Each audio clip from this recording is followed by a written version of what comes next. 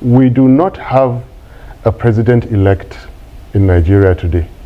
What Alhaji Tinubu is holding is a dud certificate, is a dud check. There are no funds in that account. It will bounce. You cannot swear in a president whose certificate of return assaults the Constitution, because the Constitution is the platform on which a presidency rests, and when that has been violated, it cannot sit. Mr. President, do not organize that handover. CJN, your lordship, do not swear in this man so long as that problem is not cured. So guys, Peter Obi's running mate, Dr. Datti Ahmed, was today on Arise TV, and he spoke so tough as regards to the election. He called the certificate of return that was issued to Bola Ahmed Tinubu to be a dud certificate, meaning it's just an empty certificate because he does not merit it. He went further to make his case, saying that Tinubu violated the Constitution, and on that basis that he does not want being the president of Nigeria. And he went ahead to tell the president of Nigeria, President Buhari, not to organize the swearing in, and also to the CGN that he shouldn't do the handover. So guys, let me allow you listen to what Datti Ahmed got to say in this interview, and let me know what you think in the comment section below. Thank you. According to the pundits, Peter Obi and his opposition Labour Party are trying to do what has never been done before in the history of Nigeria, getting a court to overturn the outcome of a presidential election. Mr. Obi, who was the third-placed candidate in the presidential election, has now officially challenged the results that saw Bola Tinubu of the ruling APC party declared the winner, in addition to raising questions about the processes leading to the outcome of the election, which he and the Labour Party say were riddled with irregularities. They also argue that Mr. Tinubu should not have been eligible to run for the top office in the first place.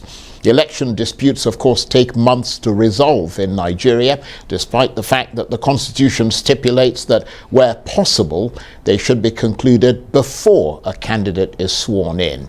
So, what are their chances of overturning the results? Well, for more on this, I'm joined now in the studio by the vice presidential candidate of the Labour Party, Yusuf Datti Ahmed. We've also given an invitation to the APC for them to come in and respond to this interview tonight if they so wish. Thank you very much indeed for coming in. Most welcome, Charles. First of all, let's do some scene setting. Just crystallize for us the reasons you're going to court and what you want the tribunal to do. The election petition is a matter for professionals, lawyers, and by our standard and general attitude, we allow the best to do justice to those questions. As the candidate, I would rather hold on to the constitutional matters that are also inclusive in what you just asked me now. So if you may, let me proceed to speak about Constitution. The Electoral Act, which is mainly what the lawyers are doing at the tribunal, is a process document. The Constitution is a different document in its entirety. Nations exist because they have a constitution. A constitutional breach is a big issue. It's a make or break issue. We're not just talking about losing the election.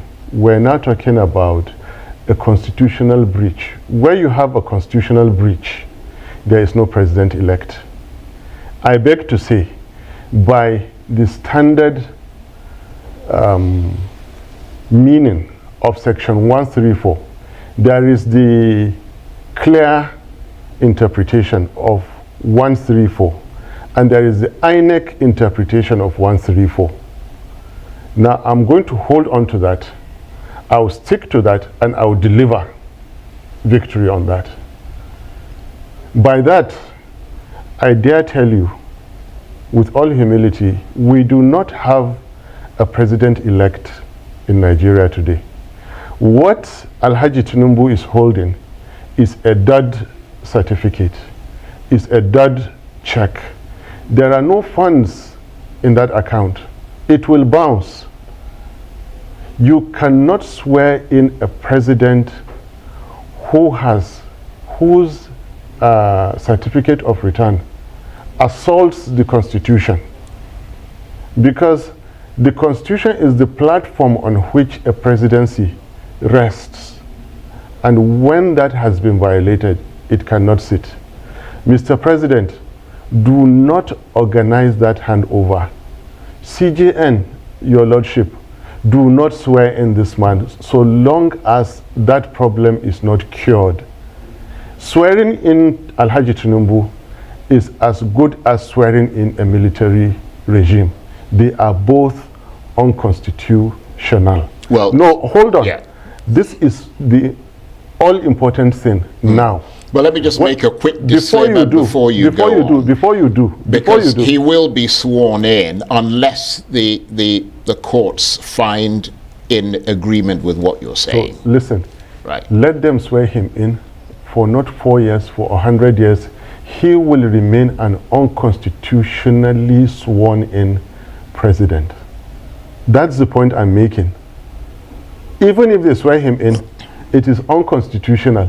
That is our comfort, and that is our agitation at the same point. To save Nigeria, you have to cure that problem. Now, being the powerful that they are, it is even better for even us, the opposition, that they go and create additional 6% votes of the FCT from thin air and claim that they are the high and powerful and add it to his votes and swear him in with the 25%, than to go and swear in a president of the Federal Republic of Nigeria without 25% in the FCT, denied by the Labour Party, us. Now, my take, when their lordships, the justices, make a ruling out of their wisdom, the common man on the street and you and I will listen to the judgment and will understand the judgment. If we can understand the judgment, then we can understand it now. Here is another take. The law is not a game for politicians to play. The Constitution is not a puzzle for candidates and their lawyers to solve. Justices, their lordships, are not in place for rich candidates to refer poor candidates to them after being bullied out in the polling units. Well, your candidate isn't poor, is he? We are, because we have not spent the kind of money they did. Right, but he certainly isn't ranked as a poor person in Nigeria. Well, anyway, that's not the issue now. Let's come back. We're talking about the wisdom of their lordships, because ultimately that will decide the fate of Nigeria. Wisdom is intellect plus experience, but this time you're talking of higher intellect. Intelligence is comprised of 5 qualities, and I'm now going into educational psychology. I'm actually delving into philosophy. Language ability, arithmetic ability, memory, logic, and creativity. All common people, you and I, have these things. Section 134 is as plain as can be. Section 134 was not at the mercy of Mahmoud Yakubu.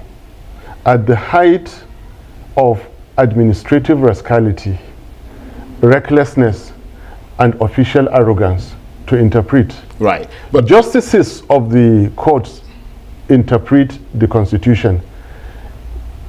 Executive officers follow instructions. right. But just for the sake of let me our finish. audience, Yes. just remind us of what Section 134 is. Section 134 says the president shall have scored, not in exact wordings, at 25% in each of at least 2/3 of the states of the federation and the federal capital territory.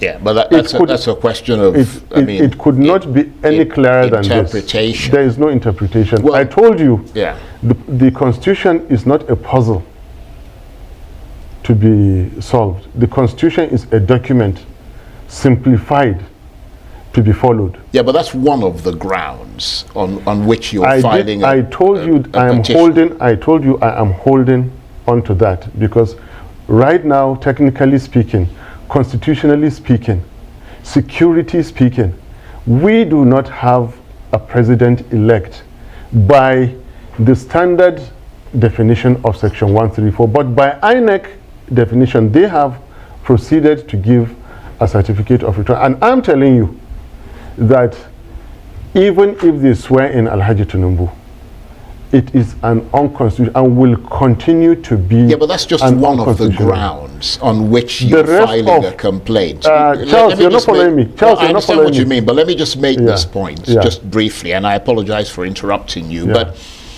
that point that you're holding on to has not been clearly determined by legal precedent. So we've got senior advocates of Nigeria arguing on both sides of the fence, for and against. Can I answer you? Yeah.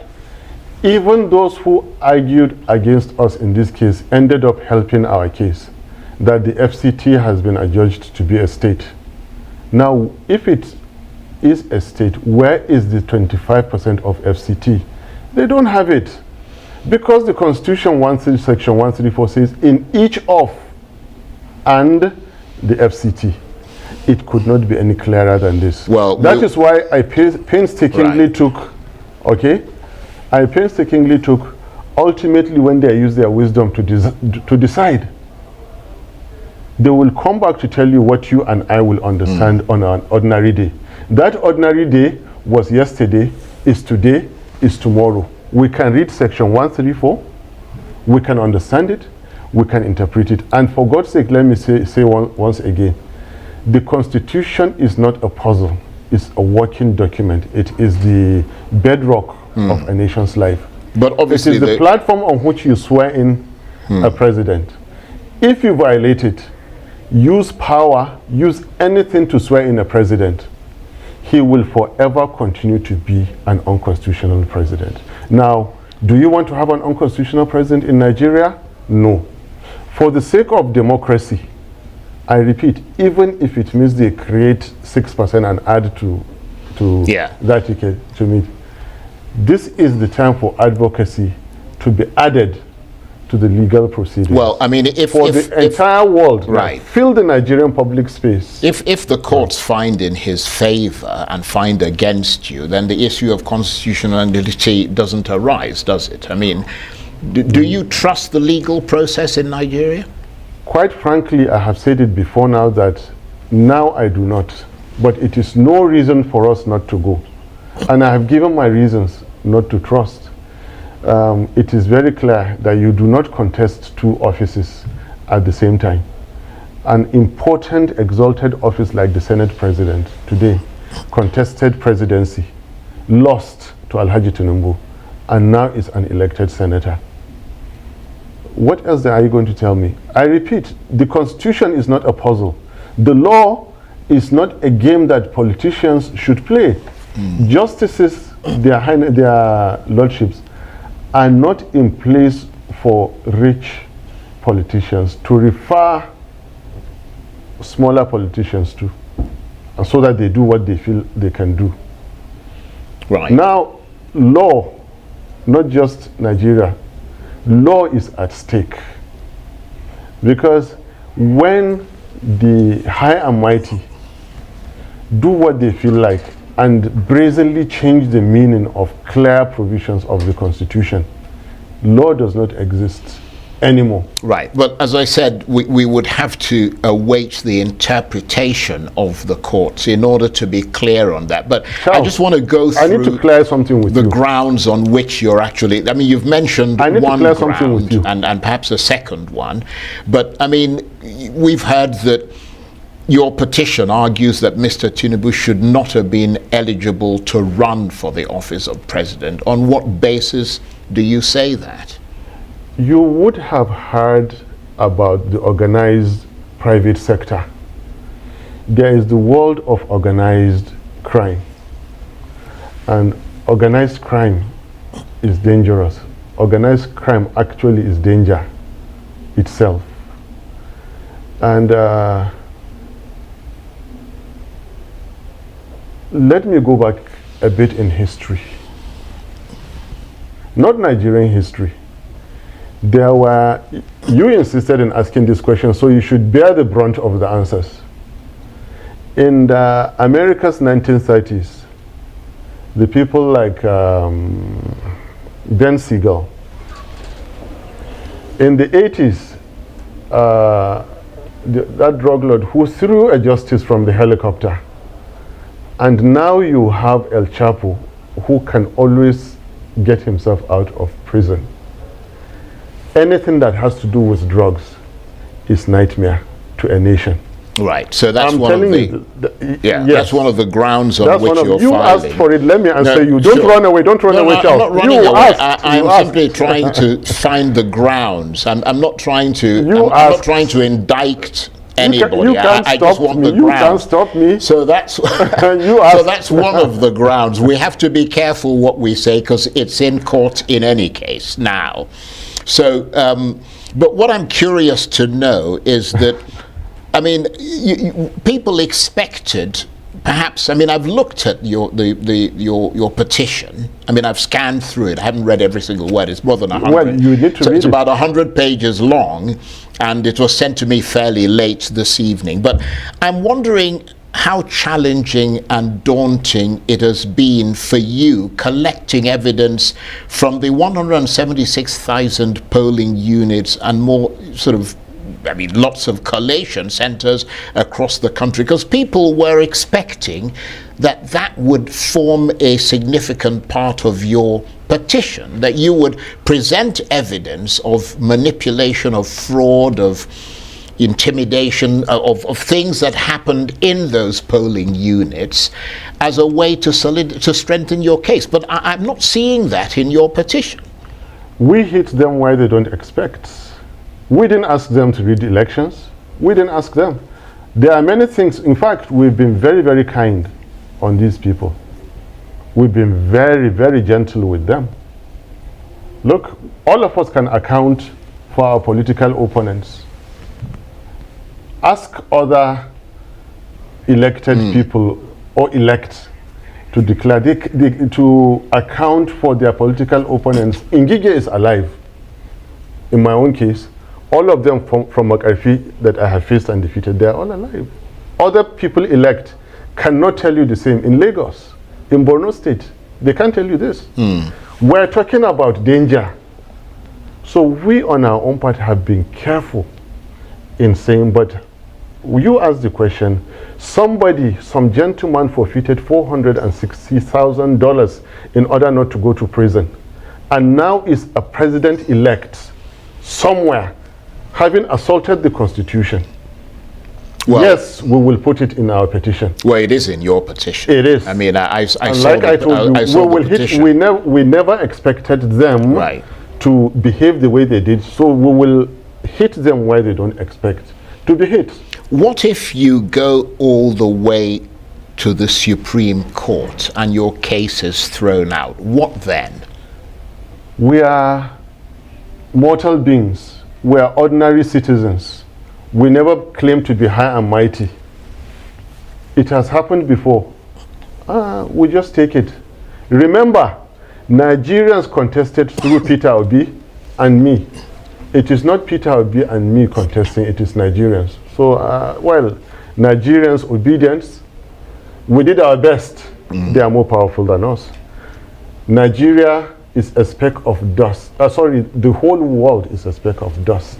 Nigeria is a stain on that speck of dust in Almighty God's creations. God will do with Nigeria what he feels like. Put it in the hand of drug lords, put it in the hand of murderers, put it in the hand of businessmen, educationists. God Almighty will decide that. So I am not bothered.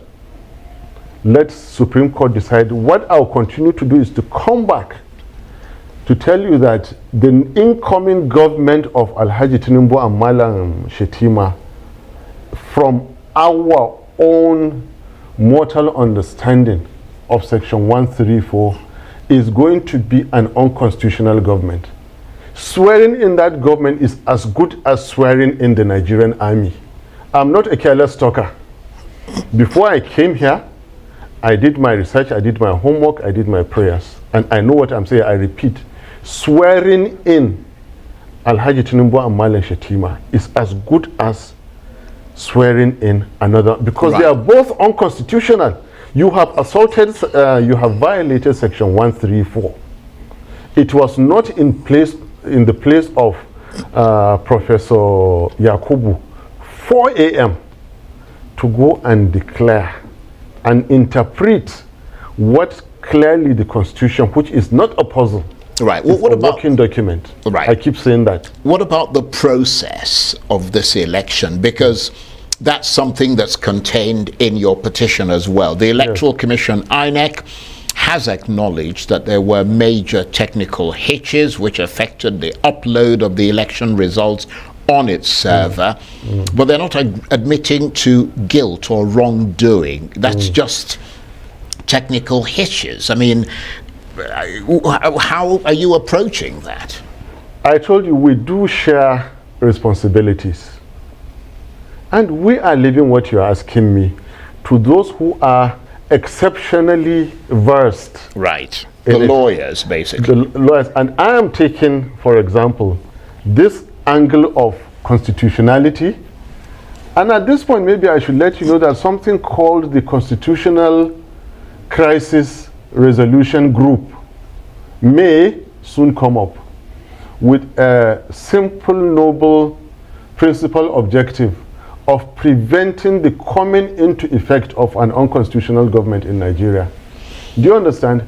We separate responsibilities. Yes, but of course, it doesn't matter whatever constitutional group does. I mean, it's up to the courts now to make a decision. When you finish listening to what this group will do, then you will understand that everything rests on the court. Right. Because everything rests on the Constitution. We're saying the same thing. I keep telling you that the entire nation is a nation because we have a constitution. Yeah, but everything which must not be abused. No, I understand that, but everything rests on the interpretation of that constitution by the courts. This is where I've got you, Charles.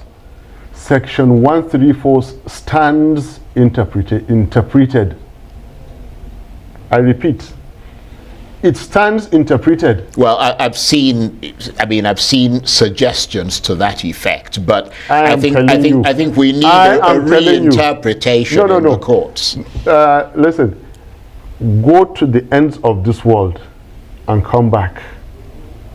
The truth is the truth. The meaning of each can never change. The meaning of and can never change. Two people are sitting on this table, Charles Anyagolu and one guy from Labour Party. So you can never ever change that. And that is why I have told you, the wisdom, which is higher intellect plus experience of their lordships, when eventually they make that ruling, which we will, I commit to accept their ruling today. Even though I don't believe in them, I and Peter Obi commit to accepting their ruling. Well, you don't have a choice. I mean, if that's what they decide, exactly. You don't have any other. That's the final. They are our world. They are our world. They are our life. But listen. Yeah. I've told you. By the time they decide it, you and I will understand whatever they understand. Those people who wrote the Constitution are people like you and I. They speak the same English you and I wrote the GCE O levels for. And I dare to tell you again that Section 134 and all other allied and related sections are already interpreted. They are to be followed. They are not a puzzle, I keep telling you, for anybody to play with. Well, we'll have to again wait and see. The Nigerian what the courts Constitution decide. has been violated by INEC. Right. But the decision... The Nigerian Constitution has been violated by You've one made reckless, that, one reckless chairman you've made that of point INEC. emphatically. I have, and this has to be. This is what Nigeria is about now. Right. I want to ask you this in the last minute that we've got. Yes. The decision of the tribunal, which should come within 180 days, is of course not final, and this could go, as we said, all the way to the Supreme Court for a conclusive verdict. So it could take upwards of a year, perhaps even longer. But you say you've got the stomach for that. We do. We do have a stomach. We do have the attitude for, in fact, ensuring, most of all, which is exactly why I'm here today, that an unconstitutional government must never be sworn in. Tinubu Shetima must never ever be sworn in because of the violation of the Constitution. So we're not talking of 1 year. We're talking of before 29th of May. It's either they go and create 6% out of thin air, and we said, you people have the power. Go ahead and swear in. I'm happier, really, that they can rig again after the election, after the results, and add 6%. Really, I'm happier than for them to go and swear in this president who, by clear definition, clear interpretation, whatever you call it, go and come back, Section 134 has been breached. Nigerian Constitution has been breached. If you swear in a president whose certificate breaches the Constitution, it is null and void. Even when he is in power, it is null and void. Right. Okay. Even if he lasts the 4 years, it is null and void. 40 years after his 8 years, it was null and void. Okay, this is what we're saying must not happen. You cannot bring in. Right. You cannot. You've made that point, Mr. An unconstitutional. Right. You've made that point to Nigeria. Yusuf we will Datti, continue to make that point. Yeah, you have made that point. It, and Yusuf Datti Baba Ahmed, I want to. So, guys, we all know that this election is not supposed to be upheld. INEC is supposed to organize a fresh election. Considering all that happened, we only woke up one morning to hear that INEC has announced the results of the election, even when results were not yet uploaded. What is scam? You know, elections were conducted, results were not yet uploaded. And you just came up to tell Nigerians that somebody has won the election. What is scam? What is scam? Nigerians, let's be fair to ourselves. Let's not cite people because of our religious or our ethnic background. Let's be fair to ourselves. Let's tell ourselves the truth. INEC did not do a good job. How can you come out, give a guideline that you are going to upload results, people are going to see it before you announce the result, and we didn't see the result, and you went ahead to announce a winner, and people are reacting, and some of you are saying, go to court, go to court. Yes, we've gone to court. The whole world is going to watch the judges in Nigeria, how they are going to handle this case. This is a very sensitive case because this is going to determine the future of Nigeria. This is going to determine who becomes the next INEC chairman. Is it just somebody that wants to dance to the tune of our politicians, or is it people that will be very patriotic about Nigeria, that really think good about Nigeria, that mean well for Nigerians? So guys, we are going to keep our hands crossed and watch how all this plays out. Please don't forget to subscribe to my channel, give this video a like, turn on the notification bell for more uploads, and let me know what you think in the comment section below. Thank you.